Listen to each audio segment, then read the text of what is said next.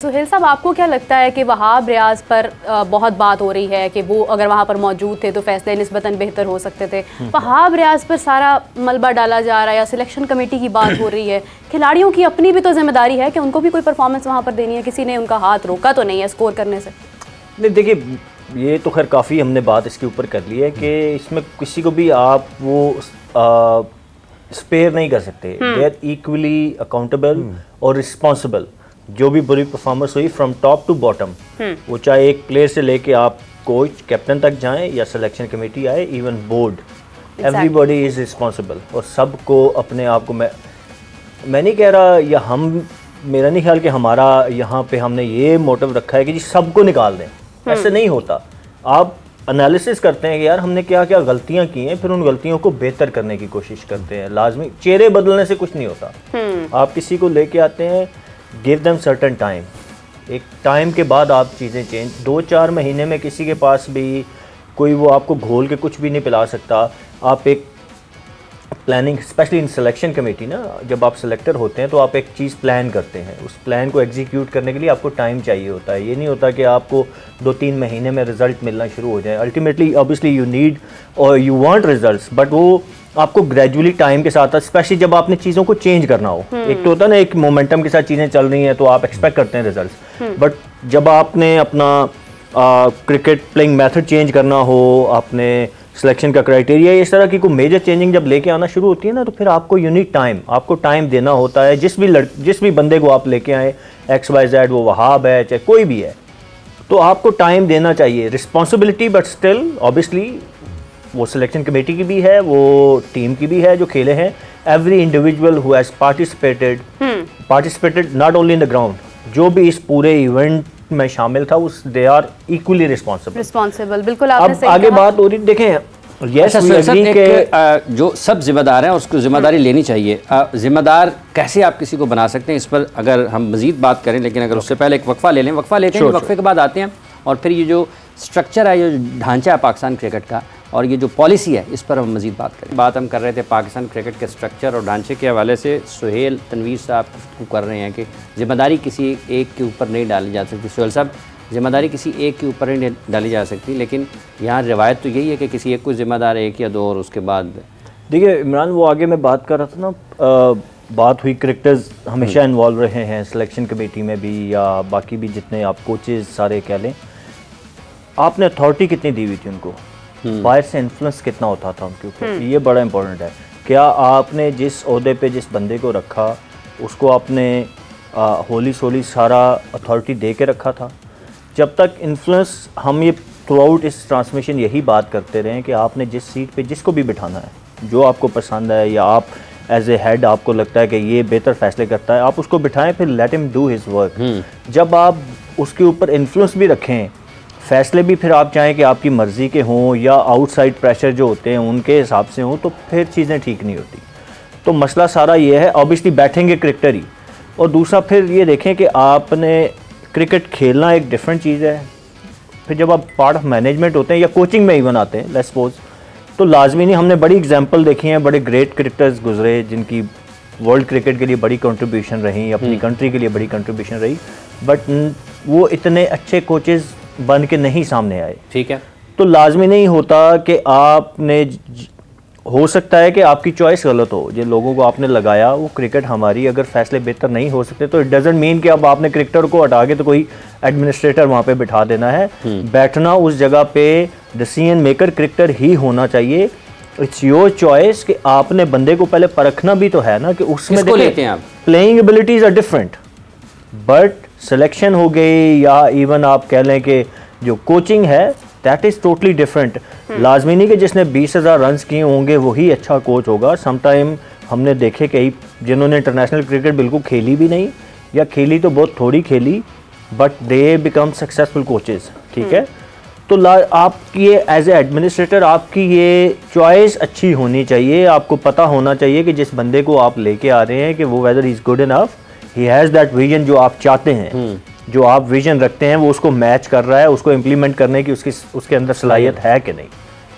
सलाहियत है ये नहीं। ठीक है वसीम साहब, अगर हम बात जिस तरह सलाहियत की कर रहे हैं, आपने भी देखा कि टूर्नामेंट में बड़े ऐसे फैसले भी हुए जो एक्सपेक्ट नहीं किए जा रहे थे। अगर हम इब्रार के साथ गए तो हमने इब्रार को मतलब मौका ही नहीं दिया कि वो परफॉर्म कर पाते। बेजा मौके जो हैं वो शादाब को भी दिए गए हैं। सलमान भट्ट साहब भी कह रहे थे कि उसामा मीर को हमने इग्नोर किया, नज़रअंदाज किया, हमने उस्मान कादिर को मौका नहीं दिया। तो ऐसी ये क्या वजह है कि हम बार बार गलतियों पे गलतियां करते जाते हैं? देखिए, जो जिसको पसंद होता है उसको प्रमोट उसकी बात करता है, बिल्कुल। वो तो इसमें भी देख रहे हैं आप। लेकिन बात ये है कि देखें कि उस्मान कादिर का नाम लिया, हाँ ना, कितों आ गया। तो देखिए बात ये है कि देखिए अच्छे बॉलर तो है ना, अभी ये बात हम कर रहे हैं, अच्छे सारे ही होते हैं ना, उसके बाद फिर क्राइटेरिया भी आपने मीट करने हैं। और नो डाउट वो मतलब जितनी स्किल उसके पास है, पाकिस्तान में लेग स्पिनर और कोई नहीं है, उसके पास कंसिस्टेंसी चाहिए थी, कह रहे डोमेस्टिक मेहनत करे, भी सबसे वो बेहतर बॉलर है हम लेग स्पिनर वेरिएशंस पर भी काम कर रहे हैं। तो दूसरा देखें, अभी जो बात सुहेल भी कर रहा था ना कि हम जब अकाउंटेबिलिटी तब करेंगे ना जब आपकी प्रोसीजर्स तो आप फॉलो करें ना। अब ये तो नहीं आप सब आए आप जरा सेशन कमेटी को चेयर कर लें, कल से आपकी टीम बना दें, महीने बाद हमारा वर्ल्ड कप है, या कोच है गैरी को जिसने लिया कुछ दिन पहले लिया है, तो एक दिन पहले आप कोच को फ़ोन करें जी आपको हम हेड कोच लगा रहे हैं। हाँ। तो ये आगे आपका इवेंट आ रहा है, तो वो जादू की छड़ी तो कोई नहीं है। हाँ, बिल्कुल। चले आप अगर लगा भी रहे हैं, आपकी प्रोसीजर होगा ना, आप बिठाते हैं जी ये हमारा स्ट्रक्चर ऑलरेडी है, यहाँ हम चीज़ें लैग कर रहे हैं, तो आपके पास इसका क्या सोल्यूशन है, आपका क्या विजन है, अगर आप एज ए कोच चाहते हैं आप क्या लेके आते हैं, तो वो प्रोसीजर फॉलो नहीं अभी किए जा रहे। देखिए मैं फिर मिसाल देता हूँ कि जब मानी साहब का दौर था, जब मैं हायर हुआ था नॉर्दर्न का कोच, तो 6 बंदों की कमेटी ने मेरा प्रॉपर एक इंटरव्यू किया था, 2 घंटे का। अपना चीज़ें उन्होंने बताई, मेरे से विजन लिया, क्या देख रहे हैं, क्या प्लान्स हैं आपके, ये चीज़ें। इसी तरह जब सिलेक्शन में भी आया, इसी तरह उन्होंने पूरा एक प्रोटोकॉल उसका फॉलो किया। तो आप एक सॉर्ट ऑफ आपका एक एग्रीमेंट हो जाता है, ठीक है जी आपने ये बात की, उन्होंने आपको पहले बता तो नहीं दिया था कि हम आपको चीफ सेलेक्टर आपको लगा रहे हैं? हाँ नहीं, देखिए उसका ऐड शेड तो नहीं आता ना कि उस पर वो चल रहे हैं। हाँ, उसका ऐड आता है, कोचिंग का आता है, वो आया था, मैंने अप्लाई उस पर किया था, ठीक है। लेकिन वो आपको पता चल ही जाता है इंटरव्यू के दौरान। अच्छा, कुछ चीज़ें आपको पता चल जाती हैं ऐसे।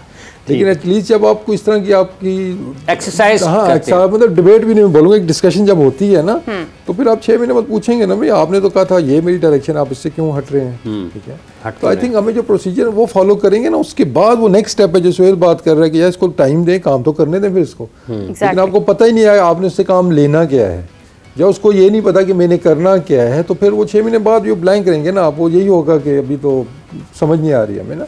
तो हमें जो प्रोसीजर है हायरिंग के ना वो बेहतर करना होंगे। अच्छा, अभी आप फॉर्मर क्रिकेटर्स की बात कर रहे थे कि जब आपको चीफ सेलेक्टर बनाया गया तो साथी खिलाड़ियों ने कहा इसकी क्या खिदमत है पाकिस्तान की क्रिकेट के लिए। तो एक बड़ा फिर एक मसला ये भी तो है ना पाकिस्तान की क्रिकेट में कि अगर कोई भी आएगा तो जो अगर वो कम क्रिकेट खेला हुआ है या उसके साथ उतनी ज़्यादा क्रिकेट नहीं खेल पाया, तो वो तो अगर उसकी फिर ये हमेशा से उसकी मनफी पॉइंट्स में लिखा जाएगा कि नहीं है। देखिए सारे कैटेगरी में नहीं आते, आप कह देंगे सबको ही ऐसा है, कुछ को होता है, ज़्यादा मैं कहूँगा उनको होता है जिसको किसी को कोई बेटे भतीजे भांजे शांजे खेल रहे हैं उनको ज़्यादा इश्यूज़ हो जाते हैं, फिर उनको कोई ना कोई बहाना चाहिए होता है, ठीक है। जब इस तरह की चीज़ें होती हैं तो आप वो चंद ही होते हैं और वो चंद बड़े बाअसर होते हैं। हाँ, वो सारों पे आप नहीं वो अप्लाई करते हैं, लेकिन ये एक कल्चरल थिंग है। देखिए मैंने उसमें बात की थी कि कोचिंग क्वालिफिकेशन और as a player qualification 2 different चीज़, हमें मिक्स नहीं करना चाहिए। जब आप एज अ कोच किसी को मैं सुहेल को जज कर रहा हूँ तो इसके जो 400 मैच है ना, वो इसकी सिलेक्शन का क्राइटेरिया नहीं है कि उसकी बेस पे इसको कोच रखना है, ठीक है। इसका कोचिंग का एक्सपीरियंस क्या है, इसका विजन क्या है, आगे ये क्या करना चाह रहा है, कितनी एनर्जी है, मतलब जो भी है अपनी ना कुछ आप क्राइटेरियाज होते हैं, सर्टन आपकी क्वालिफिकेशन रखी आप वो देखते हैं। हाँ, वो ऐड वैल्यू होती है एक्स्ट्रा उसके साथ में जी, हाँ जी प्लेइंग एक्सपीरियंस इसका ज़्यादा है। मतलब लेट्स से कि जी अगर आपको एक लेवल 1 मतलब लेट्स से मैं वैसी बात कर रहा हूँ, एक लेवल 1 कोच है उसे 200 टेस्ट मैचेस खेले हुए हैं, वो दूसरा आपके पास लेवल 4 के कोच आ गया जिसने 1 टेस्ट मैच खेला हुआ है, तो अब वहाँ पे वेटेज जो है ना आप टेस्ट मैच को नहीं देंगे, टेस्ट मैच को नहीं देंगे, कहाँ दी जाती है दुनिया में, कहीं नहीं दी जाती है। एक्स्ट्रा साथ आपको वैल्यू वो ऐड करता है। तो ये आप ये कल्चर हम डेवलप करेंगे इस तरह का with in the cricket board भी और बाहर क्रिकेटर्स भी, और मोस्टली क्रिकेटर्स को नहीं है ऐसा। लेकिन हम ये नहीं कह रहे जी कि हर बंदे को इतराज़ है, कुछ को होता है, वो फिर वो बात ऐसी आ जाती है कि शायद सारे ही ऐसे हैं, सारे ऐसे नहीं होते हैं। उनमें बहुत रिस्पेक्ट, मतलब मुझे बहुत रिस्पेक्ट मिली मेरे सीनियर की जानिब से, जब मैं बना था चीफ सेलेक्टर भी बड़े बड़े लेजेंड्स थे हमारे उसमें, बड़ी ने मुझे रिस्पेक्ट दी है। हाँ, कुछ की वजह से आप ये ना कि सबको वो नहीं था, लेकिन ये है कि हमें ये कल्चर एक डेवलप करना होगा। और कैसे होगा, जब आप हायरिंग जो आप मेरिट के ऊपर और प्रोसीजर्स को फॉलो करके करेंगे कि यार ये हम हायर कर रहे हैं, 2 साल 3 साल इसको देंगे, ये इसका विजन है, साल बाद इसको पूछेंगे जी हाँ जी हम कहाँ खड़े हैं, वो 3 साल प्लान में, साल के बाद आप चीज़ें देखते हैं जी, फिर दोबारा उस पर बैठते हैं हाँ जी हमारी डायरेक्शन सही है कि नहीं है, तो हमें ये प्रोसीजर ठीक करने की ज़रूरत है। कोई फिक्स कोई चीज़ नहीं है। वर्ल्ड कप हारे हैं जी, सिलेक्शन कमेटी चेंज कर दो, कैप्टन चेंज कर दो, डोमेस्टिक के फॉर्मेट थोड़े आगे पीछे कर दो, नहीं, जब तक कि उसकी प्रॉपर वर्किंग नहीं होगी, कैसे हमने चीज़ों को बेहतर करना है, वो सोच ऊपर से नीचे कैसे लेके जानी है, एवरी ईच इंडिविजुअल्स, आपके जो कोचेज़ हैं इंटरनेशनल के, उनकी सोच और है, डोमेस्टिक की और है, कहाँ से आप इम्प्रूव करें।